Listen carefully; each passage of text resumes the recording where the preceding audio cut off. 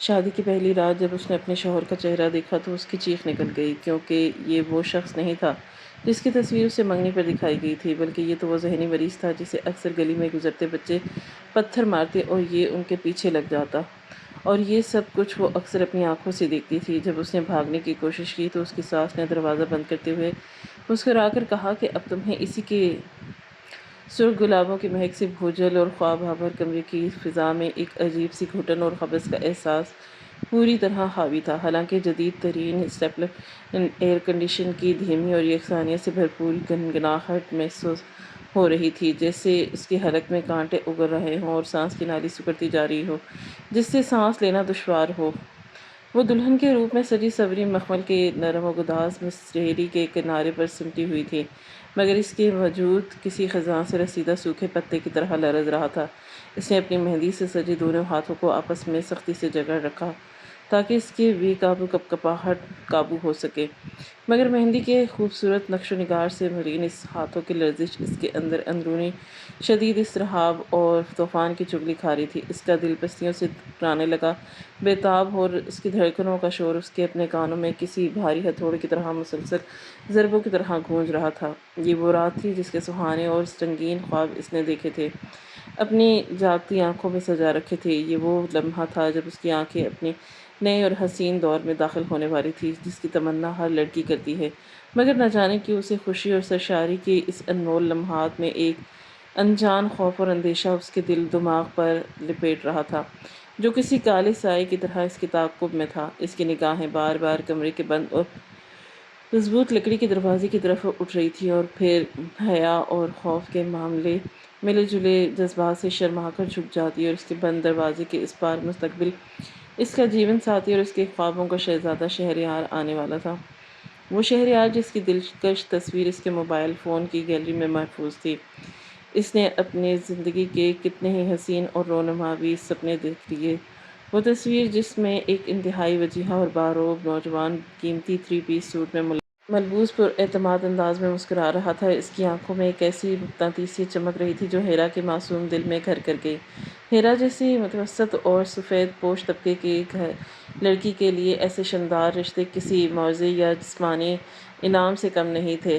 اسے اچھی طرح یاد تھا کہ جب یہ رشتہ آیا تھا تو اس کے بوڑھے قرضوں میں جکڑے ہوئے تھے، آنکھوں میں کیسے تشکر کے آنسو امڑ آئے اور ممتا کی ماری ماں نے کیسے شکرانے کے نفل ادا کیے، اور محرومیوں کے اندھیروں میں یہ رشتہ ایک روشن اور امید افزا چراغ کی طرح تھا، اور ہیرا نے اس روشنی کو اپنی زندگی کا حاصل اور سب سے بڑی کامیابی مان لیا۔ اسے رشتہ کروانے والی خاتون نے بتایا تھا کہ لڑکا بیرون ملک سے اعلیٰ تعلیم حاصل کر کے آیا ہے اور یہاں اپنے خاندانی اور وسیع کاروبار کو سنبھالنا ہے۔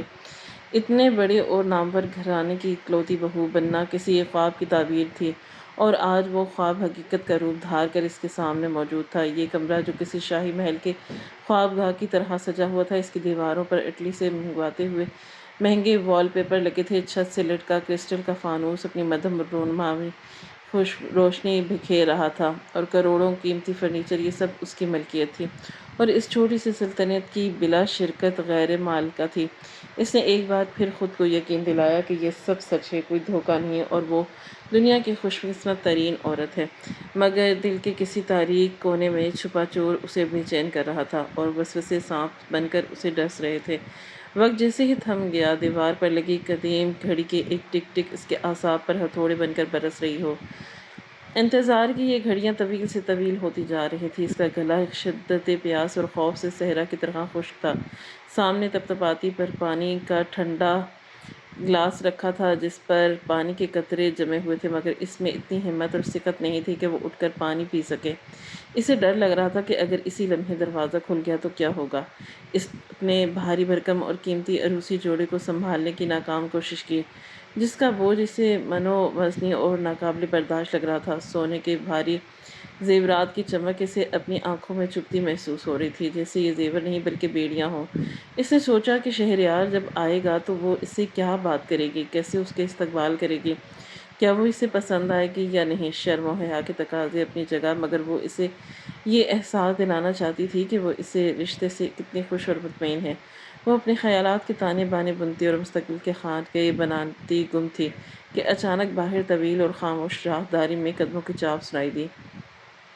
ہیرا کا دل اچھل کر رہ گیا، حلق میں آ گیا، اس کی سانسیں پل بھر کے لیے رک گئیں۔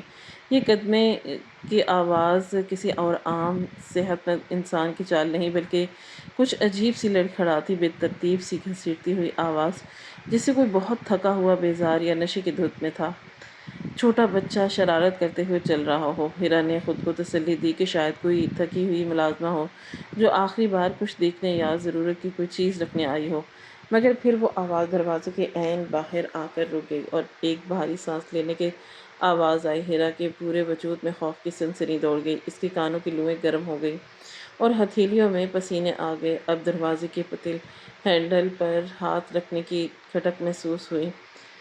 ہینڈل گھومنے لگا جسے کوئی اندر آنے سے جھجک رہا ہو، اسے دروازہ کھولنے کا طریقہ نہ آتا ہو۔ ہیرا کی آنکھیں پھٹی کی پھٹی رہ گئیں اور دروازے پر جم گئی۔ دروازہ ایک ہلکے سے خوفناک چرچراہٹ کے ساتھ کھلا اور باہر راہداری کی تیز روشنی کی ایک لکیر کمرے کے مدھم اور رونماوی ماحول کو چیرتی ہوئی اندر داخل ہوئی۔ ہیرا نے اپنی آنکھیں تیز روشنی سے چندیانے کے خوف سے بھیج دی اور سر موڑ لیا۔ اس کا دل چاہ رہا تھا کہ زمین پھٹے اور وہ اس میں ہمیشہ کے لیے سما جائے۔ وہ فیصلہ کن لمحہ آ پہنچا۔ اب کوئی کمرے میں داخل ہوا تھا، مگر اس کے داخل ہونے کا انداز بالکل ویسا نہیں تھا جیسا ہیرا نے سوچا۔ کوئی روبدار شخصیت، مردانہ وجاہت یا قیمتی پرفیوم کی خوشبو کا احساس نہیں، بلکہ عجیب سی ناگوار بو کمرے میں پھیلی اور عطر اور گلاب کے پھولوں کی خوشبو پر حاوی ہونے پر پسینے، میل اور گندگی کی شدید بو تھی، جو کسی ایسے شخص سے آتی ہے جو دنوں یا شاید مہینوں نہ نہایا ہو، جس کے کپڑے میلے کچیلے ہوں۔ دروازہ بند ہونے کی آواز آئی اور دروازے میں دوبارہ نیم تاریکی چھا گئی۔ شہریار اس کے پاس آیا، اس کا گھونگھٹ اٹھائے گا، اس کی پیشانی چومے گا اور کوئی پیار بھری بات کرے گا جیسا کہ فلموں اور ڈراموں میں ہوتا ہے، مگر ایسا کچھ نہیں ہوا۔ کمرے میں ایک عجیب اور غریب اور پرسرار خاموشی چھا گئی۔ صرف آنے والے کی بھاری اور غیر ہموار سانسوں کی خرخراہٹ سنائی دے رہی تھی، جیسے وہ ناک سے نہیں بلکہ منہ سے سانس لے رہا ہو۔ اسے سانس لینے میں دقت ہو رہی تھی۔ ہیرا کی حیرت اب شدید پریشانی اور خوف میں بدلنے لگی۔ یہ کیسا شوہر ہے جو اپنی دلہن کے پاس آنے کے بجائے دروازے کے پاس ہی بت بنا کھڑا ہے؟ اس نے کنگھیوں سے دیکھنے کی کوشش کی، کیا وہ فرق کر رہا ہے، مگر اسے صرف ایک ہیولا اور سایہ سا نظر آیا جو دروازے سے ہٹ کر کمرے کے کونے کی طرف بڑھ گیا۔ ہیرا کا اضطراب اب خوف اور دہشت کے بدلنے میں تھا۔ اس شخص کی چال میں ایک عجیب سا بھدا پن اور ٹیڑھا پن تھا۔ اس کے قدم زمین پر جم نہیں رہے تھے، بلکہ وہ گھسٹ گھسٹ کر، لڑکھڑا کر چل رہا تھا، جیسے اسے چلنے میں دشواری ہو یا وہ اپنے جسم کا توازن برقرار نہ رکھ پا رہا ہو۔ ہیرا کے ذہن میں ہزار طرح کے وسوسے سانپوں کی طرح سر اٹھانے لگے۔ کیا شہریار بیمار ہے؟ کیا اسے کوئی تکلیف ہے؟ یا شاید اس سے زبردستی شادی کی نہیں، اس لیے اسے دوڑ رہا ہے؟ نکاح کے وقت بھی اسے نہیں دکھایا گیا تھا، یہ کہہ کر وہ ٹال دیا گیا تھا کہ طبیعت ناساز ہے۔ ان تمام سوالوں نے ہیرا کو مزید الجھا دیا۔ اس سے یہ اذیت ناک خاموشی برداشت نہیں ہوئی۔ اس نے کانپتے ہی فیصلہ کیا کہ وہ خود ہی پہل کرے گی اور دیکھے گی کہ آخر معاملہ کیا ہے۔ اس نے لرزتے ہاتھوں سے اپنے بھاری گھونگھٹ تھوڑا سا اوپر اٹھایا اور ہمت مجتمع کی۔ اس شخص کی طرف دیکھا جو اب کمرے کے کونے میں کھڑا تھا اور دیوار پر لگی کسی مہنگی تجریز پینٹنگ کو بغیر غور سے حیرت سے دیکھ رہا تھا، جیسے اس کی زندگی میں پہلی بار کوئی تصویر دیکھی ہو۔ ہیرا کی نظر سب سے پہلے اس کے پیروں پر پڑی اور اس کا دماغ سن ہو گیا۔ وہ ننگے پاؤں تھا اور اس کے پیر مٹی اور کیچڑ اور گندگی میں لتڑے ہوئے تھے۔ ان پر جا بجا پرانے زخموں کے نشان تھے اور ناخن جانوروں کی طرح بڑے ہوئے تھے اور میلے تھے۔ ہیرا کی نظریں اوپر کی طرف اٹھی۔ اس نے جو ریشمی کرتا پاجامہ پہن رکھا تھا وہ بے ترتیب تھا اور اس کے اوپر سالن کے دھبے لگے تھے۔ قمیض کے بٹن غلط بند تھے اور گریبان سے اس کی میلی گردن جھلک رہی تھی۔ ہیرا کے حلق میں ایک چیخ اٹھی، مگر وہ خوف کی شدت سے باہر نہ نکل سکی اور وہیں گھٹ کر رہ گئی۔ اس کا دماغ یہ خوفناک منظر قبول نہیں کرنا انکاری تھا، اور یہ وہ شہریار نہیں تھا جس کی تصویر اس نے ہزاروں بار دیکھی تھی۔ یہ کوئی اور تھا، کوئی بہروپیہ، کوئی چور یا جو غلطی سے اس کے کمرے میں آ گئے ہو۔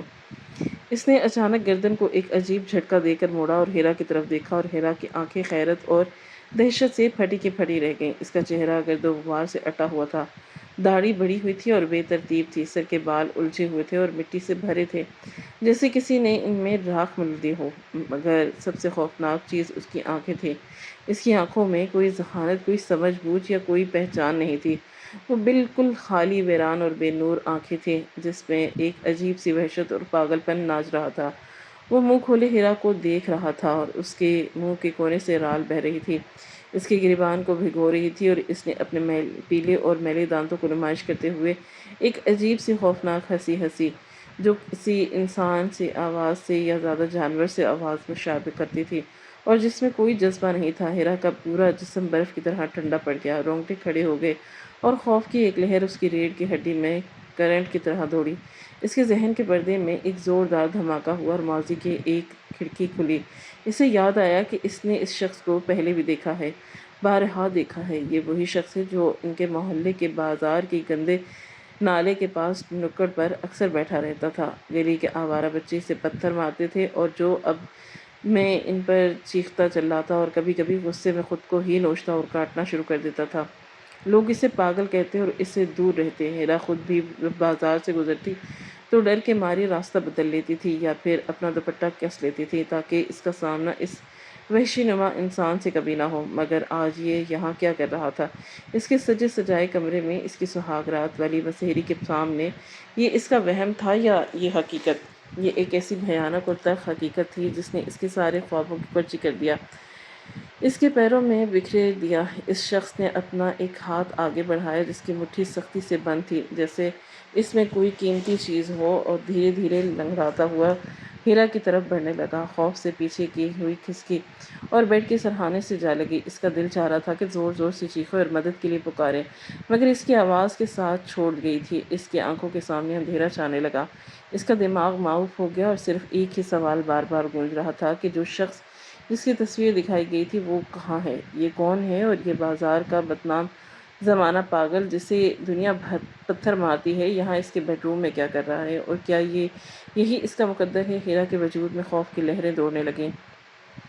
وہ شخص جس کی عقل و شعور کا دامن تار تار ہو چکا تھا، دھیرے دھیرے اپنی لڑکھڑاتی ہوئی چال کے ساتھ اس کی جانب بڑھ رہا تھا۔ اس کے میلے کچیلے ہاتھ کی بند مٹھیوں میں نہ جانے کیا تھا جسے وہ کسی نایاب خزانے کی طرح سینے سے لگائے ہوئے تھا، اور اس کی ویران آنکھوں میں ایک ایسی بھوک اور وحشت ناچ رہی تھی جس نے ہیرا کے خون کو منجمد کر دیا۔ ہیرا کا سانس لینے میں اٹکا ہوا تھا، وہ بے اختیار پیچھے ہٹتے ہوئے مسیری کے پانٹی سے جا ٹکرائی۔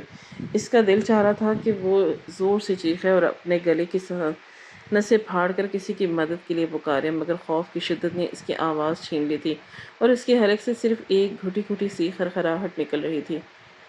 وہ شخص اب اس کے بالکل قریب آ چکا تھا، اتنا قریب کہ اس کے جسم سے اٹھنے والی شدید ماساند اور بدبو نے ہیرا کے دماغ کو معاف کر دیا۔ یہ بو پسینے کی تھی، یہ بو غلاظت کی تھی، اور یہ بو اس لاواریس کی تھی جو گلیوں اور سڑکوں پر رلنے والے پاگلوں کا مقدر تھی۔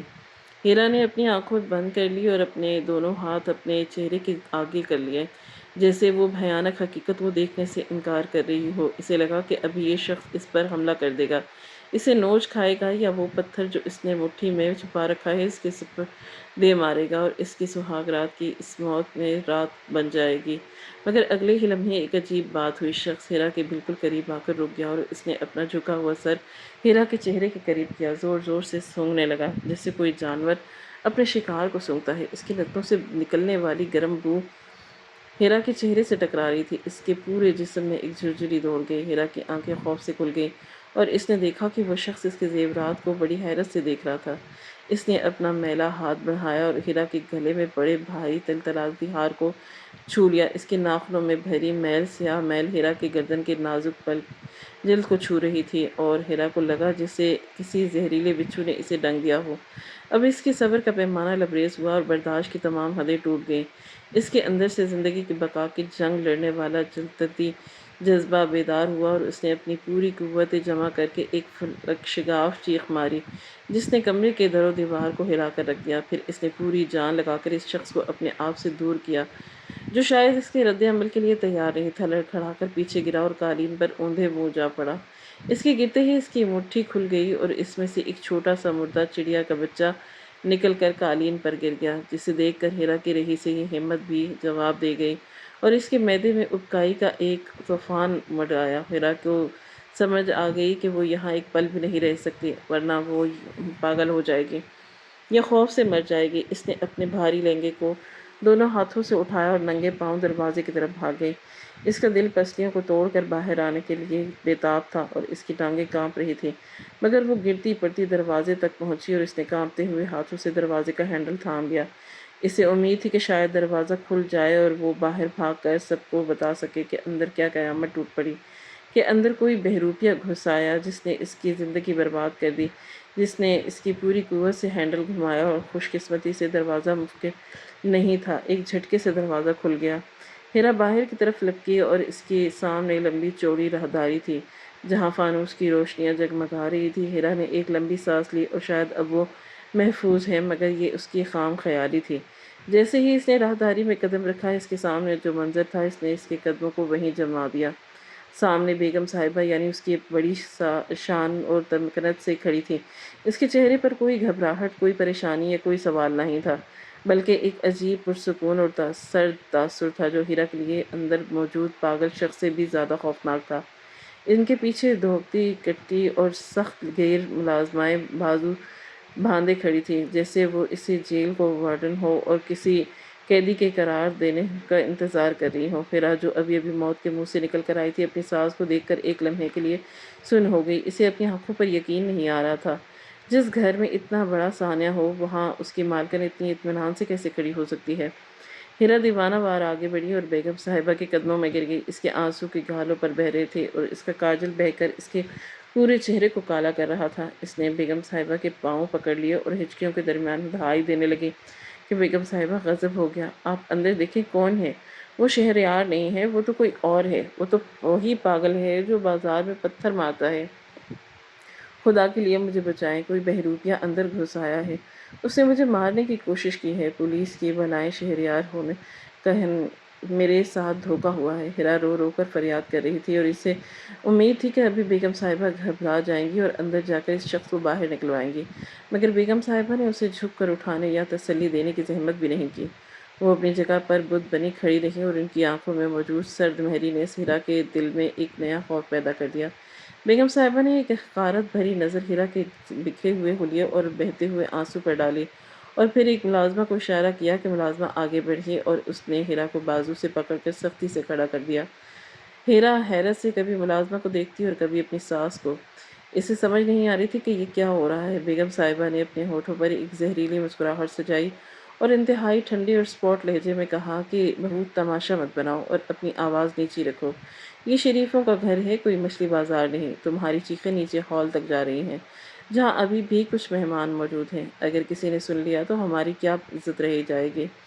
ہیرا کو اپنی سماعت پر یقین نہیں آیا۔ اس نے تڑپ کر کہا کہ عزت؟ یہاں میری عزت اور جان خطرے میں ہے اور آپ مہمانوں کی پڑی ہے؟ آپ سمجھ نہیں رہی، اندر وہ پاگل ہے جو شہریار نہیں ہے، وہ مجھے مار دے گا، پلیز شہریار کو بلائیں، میں اس پاگل کے ساتھ ایک لمحہ نہیں رہ سکتی۔ بیگم صاحبہ نے ایک گہری سانس لی اور ہیرا کے قریب آئیں اور اس کی آنکھوں میں اب غصے کی چمک تھی۔ انہوں نے ہیرا کا چہرہ اپنے ہاتھوں میں سختی سے جکڑا اور اس کی آنکھوں میں آنکھیں ڈال کر ایک ایسا انکشاف کیا جس نے ہیرا کے پیروں تلے سے زمین کھینچ لی۔ انہوں نے کہا کہ میری بات سنو غور سے اور اپنے دماغ میں بٹھا لو، اندر کوئی بہروپیہ نہیں اور نہ ہی کوئی غیر شخص ہے، وہ میرا بیٹا شہر اور تمہارا شوہر تیمور ہے، وہی تمہارا مجازی خدا ہے اور اب تمہیں ساری زندگی اس کمرے میں اسی کے ساتھ گزارنی ہے۔ ہیرا کو لگا کہ جیسے اس کے سر پر کسی نے تھوڑا مارا ہو۔ اس نے لڑکھڑاتی زبان سے پوچھا کہ لیکن وہ تصویر تو شہریار کی تھی، منگنی پر جو آیا تھا وہ تو شہریار تھا، نکاح جس سے ہوا اس کا نام بھی شہریار بتایا گیا، یہ تیمور کون ہے اور یہ میرے ساتھ دھوکا ہے؟ بیگم صاحبہ نے ہیرا کا چہرہ جھٹک دیا اور اپنی شال درست کرتے ہوئے اطمینان سے بولی کہ یہ وہ تصویر اور وہ نام صرف ایک اشتہار تھا، ایک ضرورت تھی، ایک تاکہ تم جیسی لڑکی، ضرورت مند لڑکی اس گھر میں لائی جا سکے۔ تمہیں کیا لگتا ہے کہ ہم اپنے کروڑوں کے کاروبار اور جائیداد کے وارث شہریار کی شادی تم جیسی 2 کوڑی کی لڑکی سے کر دیں گے؟ شہریار کا رشتہ تو وزیروں اور جاگیروں کے گھروں میں ہوگا، تم تو صرف ایک سودا ہو، ایک ایسی ملازمہ جس کا نام بیوی ہے مگر کام ایک آیا کا۔ میرا یہ بیٹا تیمور ذہنی طور پر بیمار ہے، پاگل خانے والے اس کا خیال نہیں رکھ پا رہے اور نوکر اس کی حرکتوں سے تنگ آ کر بھاگ جاتے ہیں، ہمیں ایک ایسی عورت چاہیے تھی جو خاندانی ہو، پڑھی لکھی ہو، مجبوری کے تحت اس کا ہر ظلم برداشت کرے اور اسے سنبھالے۔ اور تمہارے باپ کے سر پر جو قرضہ تھا، اس نے تمہیں ہمارے لیے سب سے آسان شکار بنا دیا۔ ہم نے تمہارے باپ کا سارا قرضہ اتار دیا اور بدلے میں تمہیں خریدا۔ اب چاہے یہ تمہیں مارے، پیٹے یا پیار کرے، تم اس کی ملکیت ہو اور اس گھر کی چار دیواری سے تمہارا جنازہ ہی باہر جائے گا۔ ہیرا پتھرائی ہوئی آنکھوں سے اس عورت کو دیکھ رہی تھی، جو اسے اب انسان نہیں بلکہ شیطان لگ رہی تھی۔ اس کے ذہن میں اپنے بوڑھے باپ کا چہرہ گھوم گیا، جو سمجھ رہے تھے کہ ان کی بیٹی راج کرے گی۔ انہیں کیا معلوم تھا کہ انہوں نے اپنی بیٹی کو زندہ درگور کر دیا۔ ہیرا نے ایک آخری کوشش کی اور چیخ کر کہا کہ میں یہ شادی نہیں مانتی، یہ دھوکہ ہے، فراڈ ہے۔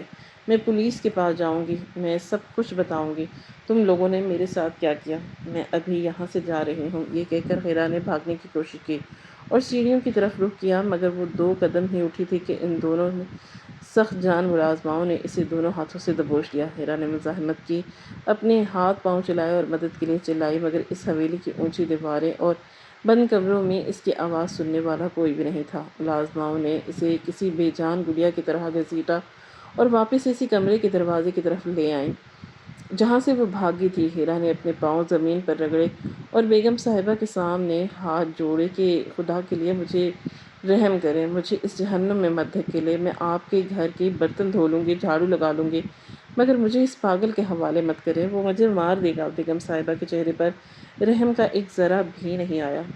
وہ دروازے کے پاس کھڑی تھی اور انہوں نے اپنے ہاتھ سے دروازہ پورا کھول دیا۔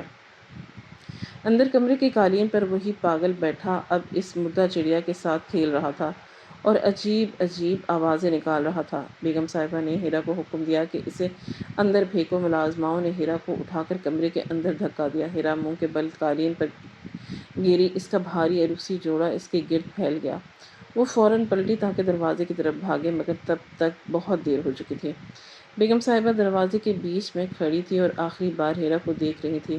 انہوں نے انتہائی سرد لہجے میں کہا کہ ان کا خیال رکھنا بہو، اور ہاں، شور مت مچانا، اور نہ اگلی بار کھانا بھی مت کر دیا جائے گا۔ یہ کہہ کر انہوں نے دروازہ بند کر دیا اور باہر سے کنڈی لگانے کی ایک زوردار آواز آئی۔ ہیرا کے دل پر کسی خنجر کی طرح لگی۔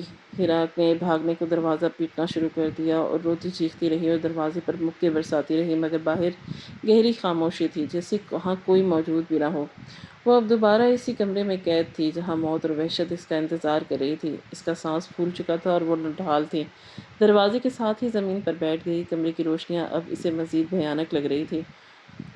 اب اسے دم گھٹتا ہوا محسوس ہو رہا تھا۔ اس نے ڈرتے ڈرتے کمرے کا جائزہ لیا۔ وہ پاگل شخص ابھی بھی وہیں بیٹھا تھا، مگر اب اس کی توجہ ہیرا کی طرف ہو گئی تھی اور دروازہ بند ہونے کی آواز پر اس نے سر اٹھایا اور ہیرا کو دیکھا۔ اس بار اس کے چہرے پر غصہ نہیں بلکہ ایک عجیب سی مسکراہٹ تھی۔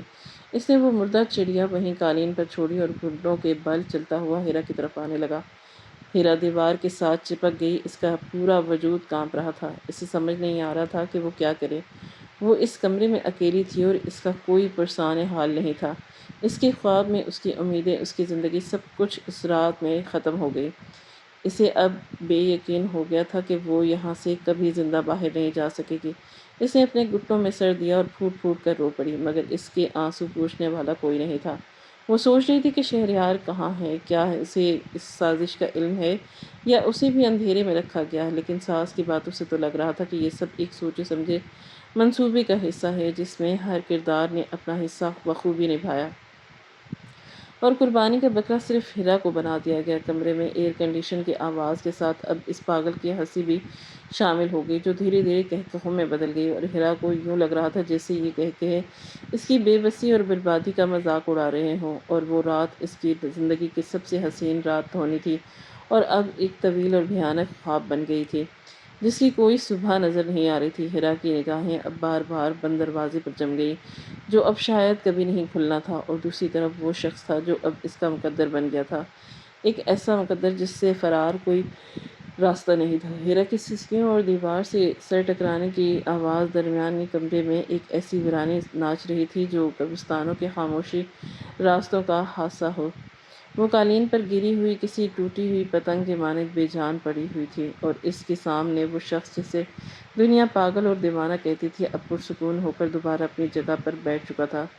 جہاں سے وہ اٹھا تھا اس کے چہرے پر اب وہ وحشت نہیں تھی بلکہ ایک عجیب سی خالی اور بے تاثر کیفیت تھی۔ وہ ابھی میلے کپڑے میں ہاتھوں میں دیکھتا اور کبھی ہیرا کی طرف نظروں سے دیکھتا، جسے اسے سمجھ نہ آ رہا ہو کہ یہ عورت کیوں رو رہی ہے اور اس کمرے میں شور کیوں مچا رہی ہے۔ ہیرا کا دماغ معوف ہو چکا تھا اور اس کے آنسو بھی اب خشک ہونے لگے، مگر اس کا دل ابھی بھی کسی معجزے کا منتظر تھا۔ اسے یقین نہیں آ رہا تھا کہ اس کی زندگی کا فیصلہ اتنے بے رحمی سے کر دیا گیا اور اسے کسی جانور کی طرح کھونٹے سے باندھ دیا گیا۔ وہ ابھی بھی کسی کیفیت میں تھی کہ اچانک کمرے کے بائیں جانب موجود ایک اور دروازہ، جو شاید ڈریسنگ روم یا کسی ملحقہ کمرے کا تھا، ایک ہلکی سی آہٹ کے ساتھ کھلا۔ ہیرا نے چونک کر سر اٹھایا۔ اس کے دل میں ایک امید تھی، ایک آخری شمع روشن ہوئی۔ شاید کوئی فرشتہ اس کی مدد کو آیا، یا شاید خدا نے اس کی فریاد سن لی۔ اس دروازے سے ایک سایہ اندر داخل ہوا اور ہیرا کی آنکھیں حیرت اور خوشی سے پھیل گئیں۔ سامنے وہی شخص کھڑا تھا جس کی تصویر اس نے منگنی پر دیکھی تھی، وہی قد آور شخص، وہی خوبصورت نین نقش اور وہی باوقار انداز۔ یہ شہریار تھا۔ ہیرا کو اپنی آنکھوں پر یقین نہیں آیا۔ وہ دیوانہ وار اٹھی اور لڑکھڑاتے قدموں سے اس کی طرف بھاگی۔ اس کا دل چاہ رہا تھا کہ اس کے قدموں میں گر جائے اور اسے بتائے کہ اس کے ساتھ کیا ظلم ہوا، اس کی ساس نے کیا جھوٹ بولا اور یہ پاگل یہاں کیسے قابض ہے۔ ہیرا اس کے قریب پہنچی اور روتے ہوئے بولی، شہریار آپ آ گئے، شکر خدا کا آپ آ گئے، مجھے بچا لیجیے، دیکھیں یہاں کیا ہو رہا ہے۔ آپ کی امی نے مجھے اس پاگل کے حوالے کر دیا۔ وہ کہہ رہی تھی کہ یہ میرا شوہر ہے۔ مجھے بتائیں کہ یہ جھوٹ ہے، آپ ہی میرے شوہر ہیں نا؟ آپ ہی کی تصویر تو مجھے دکھائی گئی تھی۔ ہیرا نے شہریار کا بازو پکڑنے کی کوشش کی، مگر اگلے ہی لمحے جو اس کے ساتھ ہوا، اس کا وجود کرچی کرچی ہو گیا۔ شہریار نے ایک جھٹکے سے خود کو پیچھے کیا اور انتہائی حقارت سے ہیرا کو دیکھتے ہوئے اپنے بازو کو جھاڑا، جسے کسی نجاست سے اس نے چھو لیا ہو۔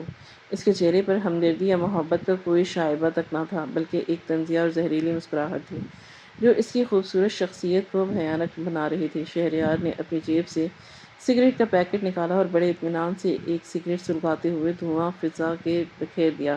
اس نے ہیرا کی آنکھوں میں آنکھیں ڈال کر جو الفاظ کہے وہ کسی پگھلے ہوئے شیشے کی طرح تھے۔ ہیرا کے کانوں میں اتر گئے۔ اس نے کہا، ابھی ذرا تمیز سے رہو اور مجھے چھونے کی کوشش مت کرو۔ میں تمہارا شوہر نہیں، تمہارا دیور ہوں، اور جس شخص کو تم پاگل کہہ رہی ہو وہ تمہارا مجازی خدا ہے۔ ہیرا کو لگا کہ زمین اس کے پیروں تلے سے نکل گئی ہو۔ وہ بت بنی کھڑی تھی، اس کی زبان گنگ ہو گئی۔ شہریار نے سگریٹ کا کش لیتے ہوئے کمرے کا جائزہ لیا اور پھر اپنی بات جاری رکھتے ہوئے بولا کہ دیکھو بھابھی، اب تم ہمارے خاندان کا حصہ ہو، تمہیں حقیقت معلوم ہونی چاہیے۔ تم سوچ رہی ہوگی کہ میری تصویر کیوں دکھائی گئی اور میرے نام پر یہ ڈرامہ کیوں کیا گیا۔ سنو، حقیقت یہ ہے کہ یہ حویلی، یہ زمینیں، یہ فیکٹریاں اور یہ اربوں کی جائیداد، جس کی شان و شوکت دیکھ کر تمہارے غریب ماں باپ کی رال ٹپک رہی تھی، یہ سب قانونی طور پر اس پاگل یعنی میرے بڑے بھائی تیمور کے نام ہے۔ ہمارے والد نے مرنے سے پہلے ساری جائیداد اس کے نام کر دی تھی، کیونکہ وہ جانتے تھے کہ میں شاید اسے سنبھال نہ پاؤں یا اسے بے گھر کر دوں۔ اس کی وصیت کے مطابق اگر تیمور شادی نہ ہوتی اور اس کا کوئی وارث نہ ہوتا یا اس کی دیکھ بھال کرنے والا کوئی نہ ہوتا، تو یہ ساری دولت ایک چیریٹی ٹرسٹ کو مل جاتی اور ہم سڑک پر آ جاتے۔ ہمیں اس جائیداد کو گھر میں رکھنے کے لیے ایک عدد بیوی کی ضرورت تھی، ایک ایسی عورت جو قانونی کاغذات پر دستخط کر سکے اور عدالت کو دکھایا جا سکے کہ تیمور کی دیکھ بھال کے لیے ایک بیوی موجود ہے۔ اس لیے ہمیں تم جیسی مجبور اور ضرورت مند لڑکی کی تلاش تھا۔ ہیرا ساکت رہ گئی یہ سن کر۔ اس کا دماغ چکرا گیا تھا۔ یہ لوگ انسان نہیں، بھیڑیے تھے، جو اپنی ہوس اور لالچ کی آگ بجھانے کے لیے کسی کی بھی زندگی قربان کر سکتے تھے۔ ہیرا نے کپکپاتے ہونٹوں سے کہا کہ آپ میری زندگی برباد کر دی، صرف چند کاغذ اور جائیداد کی خاطر آپ نے مجھے دھوکہ دیا، میری عزت نفس کو مجروح کیا۔ آپ کو خدا کا خوف نہیں؟ میں بھی ایک انسان ہوں، کوئی بھیڑ بکری نہیں جسے آپ نے خرید لیا۔ شہریار نے زوردار قہقہہ لگایا اور تیمور کی طرف اشارہ کرتے ہوئے بولا، جذباتیت سے باہر نکلو بھابھی، یہ دنیا جذبات سے نہیں دولت سے چلتی ہے۔ تمہارے باپ کا لاکھوں کا قرضہ ہم نے اتارا، تمہارے بھائی کی نوکری ہم نے لگوائی ہے، یہ تمہاری قیمت تھی جو ادا کر دی گئی۔ اب تم ایک خریدی ہوئی چیز ہو اور چیزوں کی کوئی حقوق نہیں ہوتے۔ تمہارا کام صرف اس کمرے میں رہنا، اس پاگل کو وقت پر کھانا دینا، اسے نہلانا دھلانا ہے، اور جب وکیل یا جج آئیں تو مسکرا کر کہنا کہ تم اپنی شادی سے بہت خوش ہو۔ اگر تم نے زبان کھولی یا بھاگنے کی کوشش کی تو یاد رکھنا، تمہارے باپ اور بھائی جس قرضے کے بوجھ سے نکلے ہیں وہ دوبارہ جیل کی سلاخوں کے پیچھے ہوں گے اور تم جانتی ہو کہ ہم کیا کچھ کر سکتے ہیں۔ ہیرا کی ٹانگوں نے اس کا بوجھ اٹھانے سے انکار کر دیا اور وہیں قالین پر بیٹھ گئی۔